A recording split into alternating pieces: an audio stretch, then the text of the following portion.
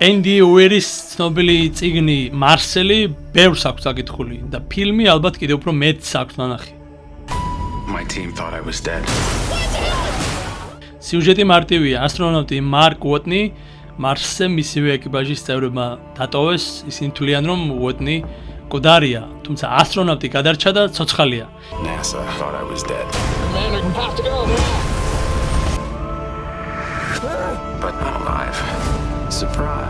მან მთელი თავისი ცოდნა და მის ხელთ არსებული მწირი რესურსები უნდა გამოიყენოს, რათა უცხო პლანეტაზე გადარჩეს და დედამიწაზე დაბრუნდეს. I'm in a hab designed to last 31 days. And I gotta make water and grow food on a planet. სიუჟეტის შემდგომი განვითარება კიდევ უფრო მარტივია.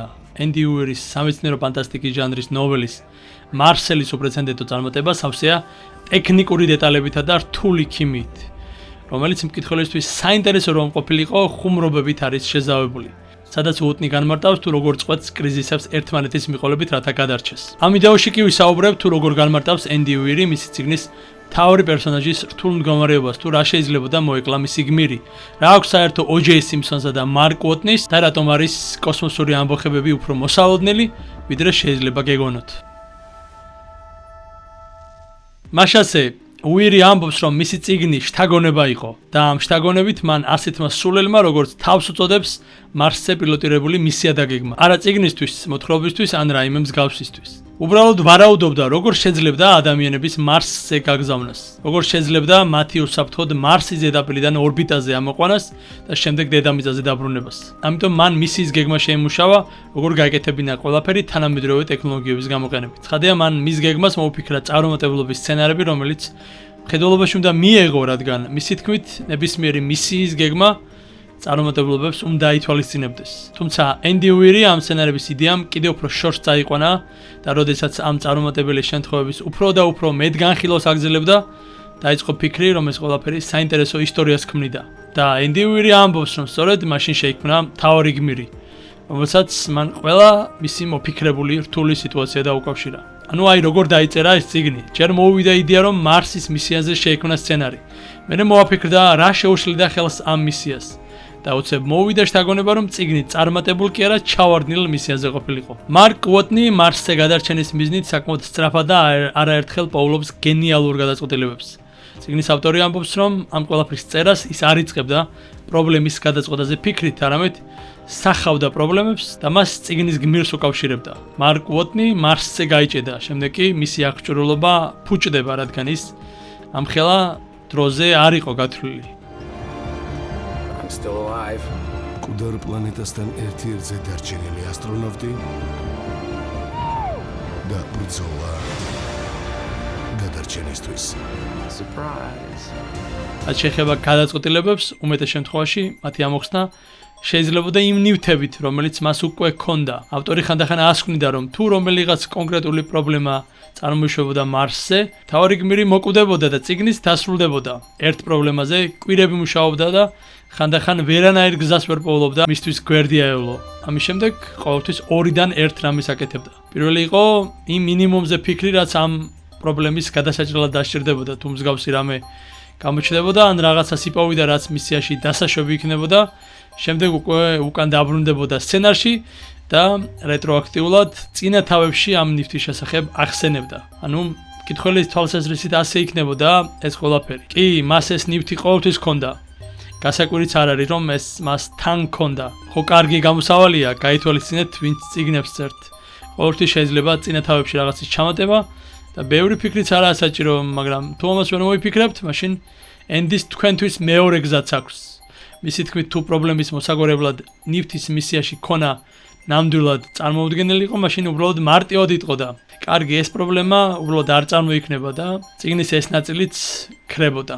თუმცა არსებობდა ისეთი სირთულეებიც, რაც მარსზე მარკს მოკლავდა. მაგალითად, წიგნის მიხედვით, მას აქვს რადიოიზოტოპური თერმოელექტრული გენერატორი, ანუ R2G. ეს არსებითად მაღალი რადიოაქტიური მასალის ნატეხია, რომელიც სითბოს გამოყოფს.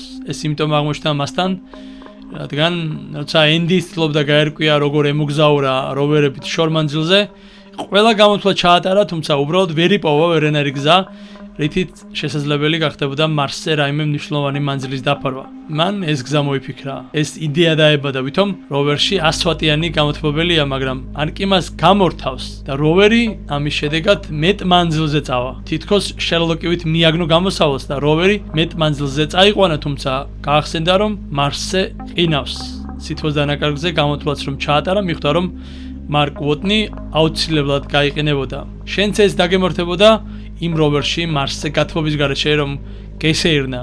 საბოლოოდ როვერის შიგნით ტემპერატურა -100 გრადუს ცელსიუსამდე დაეცემოდა და ეს არ იქნებოდა კარგი, ამიტომ ასტრონავტს სითბოს წყარო უნდა ქონოდა. შემდეგ კი ავტორმა წიგნში ჩაამატა რადიოიზოტოპური თერმოელექტრული გენერატორი, მაგრამ ეს თუ მისიას ჰქონდა, რატომ არ გამოიყენეს თავიდანვე? რადიოიზოტოპები საკმაოდ საშიშები არიან და არ იქნებოდა სასურველი ასტრონავტებთან რადიაციის დიდი გამომსხივებლები. აი სწორედ ეს ჩართო სიუჟეტში ენდიმ. ერთ-ერთი სიუჟეტური იდეა, რომელიც მას ჰქონდა, ის იყო, რომ როგორც კი როვერი მოძრაობას დაიწყებდა, იზოტოპის შემაკავებელ ნაწილში გარღვევა მოხდებოდა და ეს რადიაციას გამოასხივებდა, თუმცა მან გააგრძელა გამოთვლა და უბრალოდ არ იყო შანსი, რომ ასტრონავტი გადარჩენილიყო. მცირე რადიაციული გაჟონვაც კი თითქმის მაშინვე ასტრონავტისთვის ფატალური იქნებოდა, თუმცა შეეძლო დაეწერა, რომ მას უბრალოდ გაუმართლა და შემთხვევით იმ დროს EVA კოსტუმი ეცვა, რომელსაც რადიაციული დაცვა აქვს. ასე რომ მას შეეძლო დროულად მოიშორებინა რადიოიზოტოპი, მაგრამ ასეთ შემთხვევაში ხომ გაიყენებოდა. ეს კონცეფციაც მოიშორა, მერე გაარკვია, რომ რადიოაქტიური თბოიზოლაციის შემთხვევაში ეს უბრალოდ რადიოაქტიური მასალის გროვა კი არ არის, ეს ტყვიაში გახვეული პატარა გრანულების გროვაა. მისგან დასხივება ძალიან რთული იქნებოდა. საჭირო იქნებოდა მისი გატეხვა, გრანულების აღება და შუაზე გაჭრა. პრობლემა მოგვარდა, ასტრონავტი უსაფრთხოდ გათბა. ახლა ვისაუბროთ RS-3-ის ასტრონავტებზე, რომლებიც აღმოაჩენენ, რომ ვოტნი ჯერ კიდევ ცოცხალია და მის დასახმარებლად ბრუნდებიან გეგმის მიხედვით, რომელსაც NASA ვეტოს ადებს. ფილმის ტრეილერი ამას ამბოხება წარმოაჩენს, მაგრამ თუ ასტრონავტები ნამდვილად არ დაემორჩილებოდნენ ბრძანებას და უკან დაბრუნდებოდნენ ეკიპაჟის წევრის დასახმარებლად. ენდი ამბობს, რომ კი, ეს აუცილებლად მოხდებოდა. კოსმოსურ ხომალდზე არის საბრძოლო სულისკვეთება, ისინი ერთმანეთისთვის მოკვდებიან. წარმოიდგინეთ საბრძოლო რაზმი ომში. ეს ადამიანები ერთმანეთთან მჭიდროდ არიან დაკავშირებული. მეორეც, კოსმოსში უკვე მოხდა ამბოხებები. მაგალითად, ამერიკული მისიის Skylab-ის ეკიპაჟმა გადაწყვიტა, რომ მათი გრაფიკი ძალიან დატვირთული იყო და ისინი დაიღალნენ. ამიტომ NASA-ს უთხრეს, რომ ისინი არ აპირებდნენ იმის გაკეთებას, რასაც NASA მათ ეუნებოდა. ჯანდაბაში წასულ ხართო შეუთვალეს აერონავტიკისა და კოსმოსური სივრცის კვლევის ეროვნულ სამმართველოს ასტრონავტებმა. ენდი ამბობს, რომ ეს რეალურ სამყაროში მოხდა, მხოლოდ იმიტომ, რომ ისინი ჭირვეულები და გადაღლილები იყვნენ. ამის შემდეგ უკვე ენდი უირმა მისი წიგნის ფილმად ქცევის დეტალებზეც ისაუბრა. მისი თქმით, Fox-მა მას უფლებების მისაღებად დაახლოებით 2013 წლის მარტში ბეჭდური ხელშეკრულებების დადების დროს მიმართა. 2013 წლის განმავლობაში დრიუ გოდარი მუშაობდა სცენარზე. დრიუ აპირებდა სცენარის დაწერას და რეჟისორობას, მაგრამ სცენარის დაწერის შემდეგ მას შესთავაზეს ახალი ადამიანი ობობას ფილმი.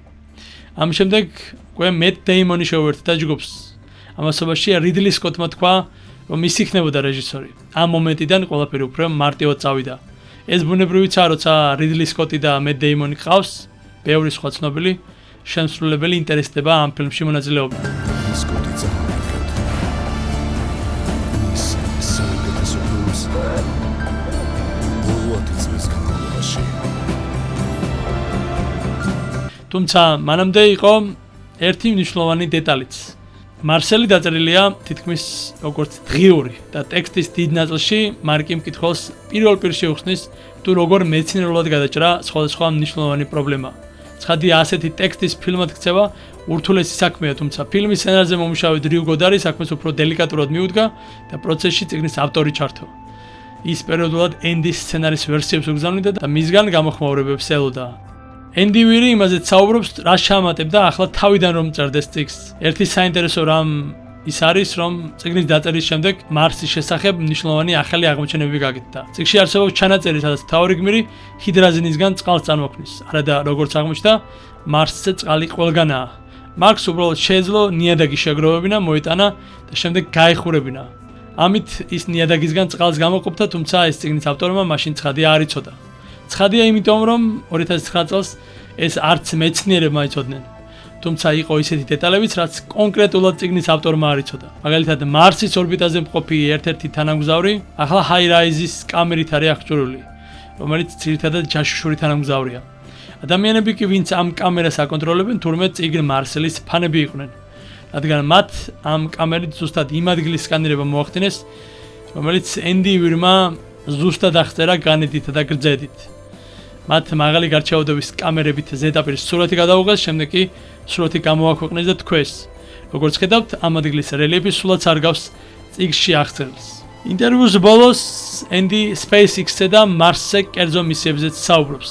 ენდი ფიქრობს, რომ მარსზე პირველი პილოტირებული მისია მთავრობის მიერ დაფინანსდება, მაგრამ არა მხოლოდ ამერიკის მთავრობის მიერ, არამედ ბევრი სხვა ქვეყანაც იქნება ამ საქმეში ჩართული. ენდის ეჭვიარება, რომ SpaceX-ი შეძლებს მარსზე გასასვლელად საჭირო ტექნოლოგიის შემუშავებას, თუმცა მიაჩნია, რომ ისინი ამას კონტრაქტის საფუძველზე NASA-სთვის გააკეთებენ.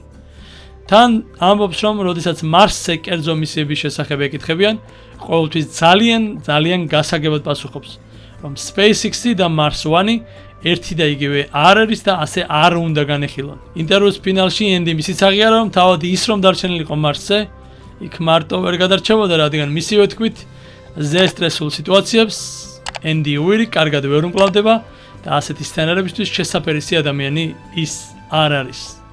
ვიდეოს ბოლოს კი შეგახსენებ, რომ წიგნი მარსელი ქართულ ენაზე თარგმნილია და მის წაკითხვას გირჩევდი. ზოგადად არ მიყვარს იმის თქმა, რომ ყოველთვის წიგნი ჯობია ფილმს, მაგრამ ამ შემთხვევაში ეს ნამდვილად ასეა. წიგნი მარსელი ნამდვილად მარსზე გამოგზაურებს და მარკ უოტნისთან ერთად მოგიწევთ გადალახოთ მარსის ქვიშის დიუნები. თუმცა სანამ წიგნის საკითხოს დაიწყებ, არ დაგავიწყდეს ამ ვიდეოს ლაიქება და არხის გამოწერა. დიდი მადლობა.